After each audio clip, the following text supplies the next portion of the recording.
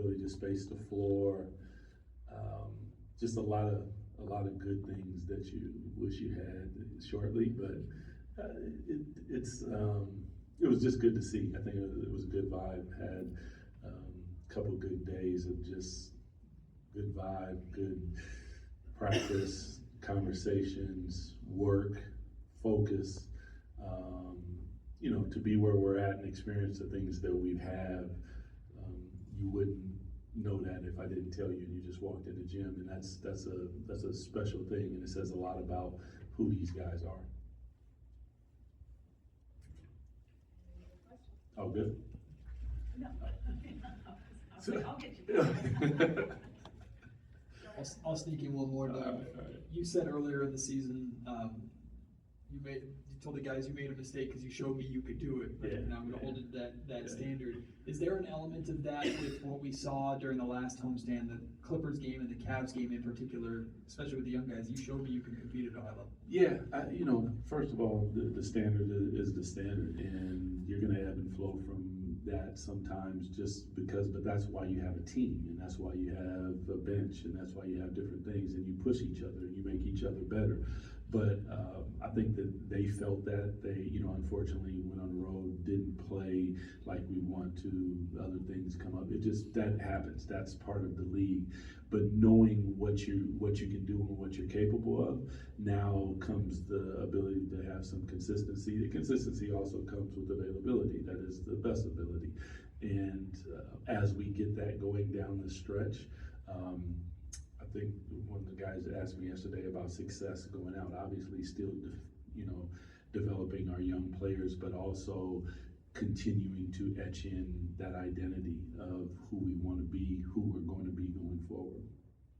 Doug, it's pretty late in the season to be facing a team for the first time. What are you seeing with Orlando and kind of your focus tonight, and how do you kind of, in general, kind of attack the matchups? Yeah, well, when you look at them, obviously Paolo he's a problem.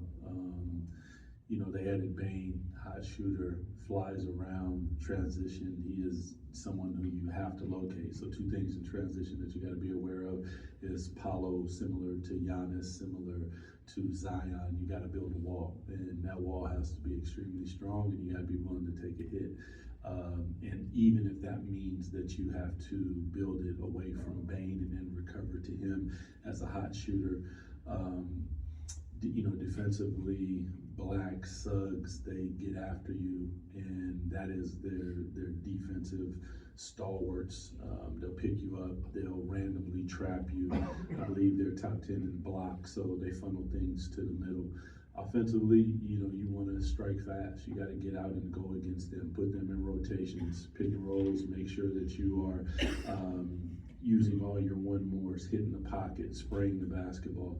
A lot of the things that we need to be better at are the things that we need to exploit this evening. So it's about our fundamentals. It's about finding sometimes in the game. You got to find your game in the game. So you might go into a game thinking that this is how it's going to be done. We haven't shot the ball extremely well in the past couple games. Getting Keegan back, Hunt back would have been nice. Malik coming back is good. So whether the shots go or they don't go, those guys normally knock down shots. So we want to put them in positions to do that by breaking down the defense, whether that is individually or whether that is creating advantage by a pick and roll and touching the paint and spraying the ball out. When it comes to Devin, he's played roughly in 2 years about the same number of games as Neek and Max, who are in their first year.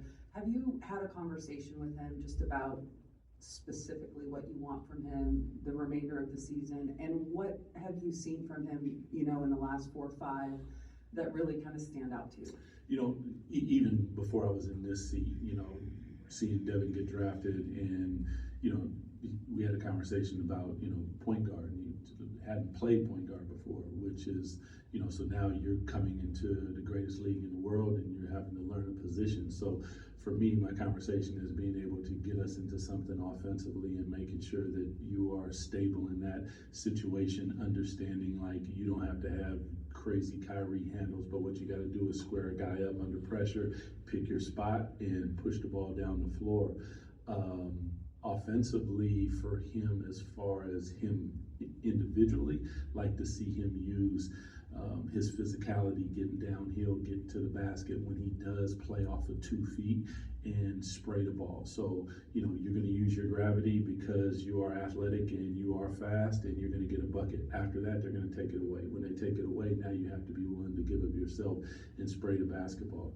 Defensively, our main thing is make them feel us, and that is something that I think that he can do, meaning pick that ball up full court, see your opportunities. If the guy is faster than you, understand that you jam him, back up, use your angles, and turn him twice.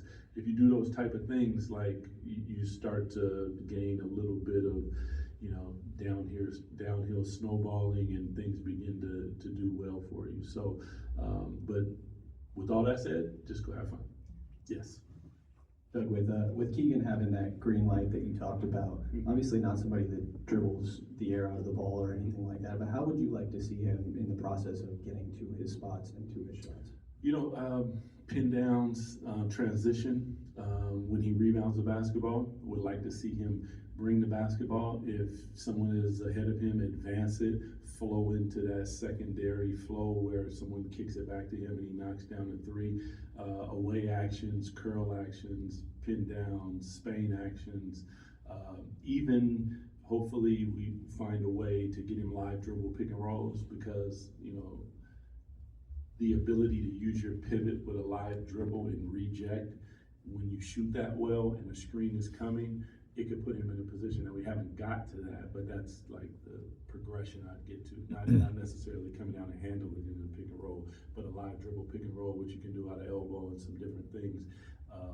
Iverson, that allows him to exploit his size. He can reject, get downhill at 6'8" and finish at the basket, but he can also accept the screen and come off of it and look to shoot the basketball. Before he got injured, I can't remember the game, but there was a few pin downs where he came off into the mid-range. I don't personally like him always coming off just shooting 3-pointers. That is a hard thing, flying and balancing and all of that. Can he? Yes, but find your game. It's okay, man. You come in and shoot the mid-range, you shoot it at a high level. If you get fouled, get to the free throw line. That's an area I'd like to see him exploit. Maybe 6-8, I think is, that's like high level. But if you can get to the free throw line 4 to 6 times a game, not only will it expand his game, but it'll also help him, because when you're at the free throw line, he's a pretty good free throw shooter. He's gonna see the ball go through the basket, and when that happens, and the guy shoots 40%, watch out. And then assuming we're going to see more max opportunity here, what are the things that you saw from early in the year that you want to see him keep up, and what are those next steps in this final 26 games? The biggest area is anchoring the defense, and he doesn't do it through physicality. He does it through communication and size, using your size, using angles, learning to go vertical at the rim. The communication piece is probably the biggest piece. Like, what are you seeing? Tell us what you're seeing. And sometimes you'll be wrong, and that's okay, but I want to hear it. And then just the ability to play through him, because tonight you'll probably see Wendell and those guys will probably pressure him when he catches the basketball, and that's okay. So now we got to work through, rip through to back people up off of you. So one time, just rip through and go to the basket and get on the rim.